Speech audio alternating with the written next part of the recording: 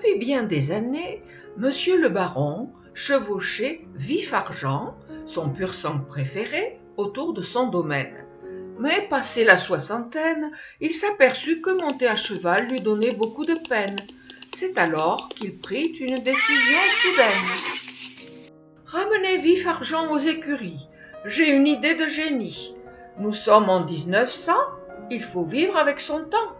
Il me faut une voiture automobile, une Broom 1900, lança monsieur le baron à son épouse, sa fille, ses gens, qui ouvrirent des yeux tout ronds.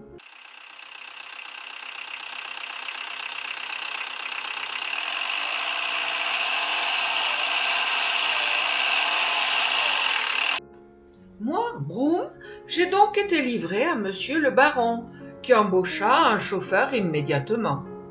Nous fîmes le tour de tout le canton, et à chaque arrêt, les villageois m'admiraient, et les paysans s'exclamaient « Encore une folie de monsieur le baron !» C'était la belle époque. Avec mon chauffeur en uniforme et la très élégante fille de monsieur le baron, nous participions à des concours du meilleur goût.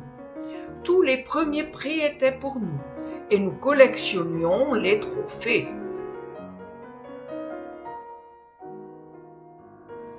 Puis la Grande Guerre arriva. Même si j'étais une voiture de luxe, on me réquisitionna pour transporter les soldats jusqu'au front. Plusieurs fois, j'échappais aux bombes, à la mitraille des avions. Quand la guerre fut finie, on me conduisit à Paris. Je devins taxi. J'envie des rues, des avenues, des places et des impasses. Du matin 5 heures jusqu'au bout de la nuit, j'arpentais tous les quartiers de Paris. Je transportais des inconnus et des stars. Mais un matin, place de l'Opéra, ce fut la panne irréparable.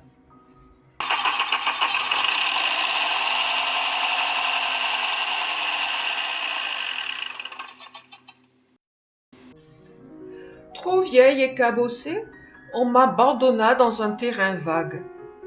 À nouveau, ce fut la guerre. Paris occupé. Mais les enfants du coin m'adoptèrent et ils jouaient avec moi au château, à l'auto, au bateau, c'était rigolo. Après la guerre, un paysan me repéra.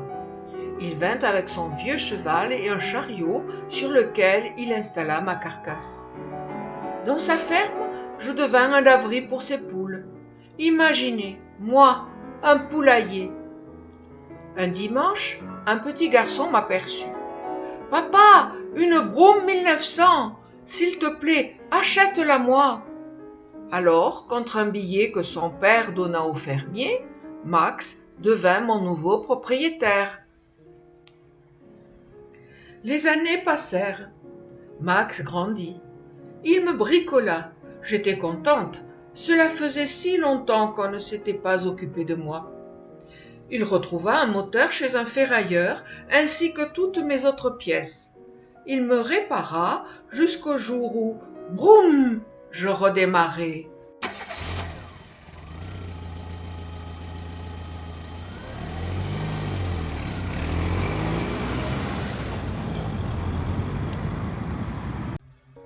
Pour les vacances, je conduisais Max et ses amis sur la côte. Je vis la mer pour la première fois et l'arrière-pays si joli. Heureuse, je dévorais les kilomètres au son d'une guitare, des chants et des rires. Je ne m'entendais plus rouler. C'étaient les années yéyé. Aujourd'hui, le petit frère de Max se marie. J'attends devant la mairie, je suis décorée de fleurs.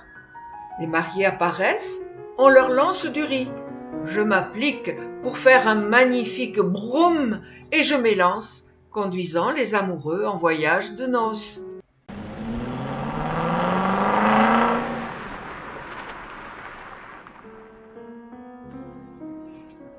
Pour passer leur lune de miel, les mariés ont choisi un château transformé en grand hôtel. Et ce château, c'est ici. C'est ici que j'ai démarré pour la première fois ma carrière d'auto, il y a 100 ans, aux commandes de monsieur le baron. Mais à présent, attention, je suis une splendide Broom 1900, une véritable voiture de collection.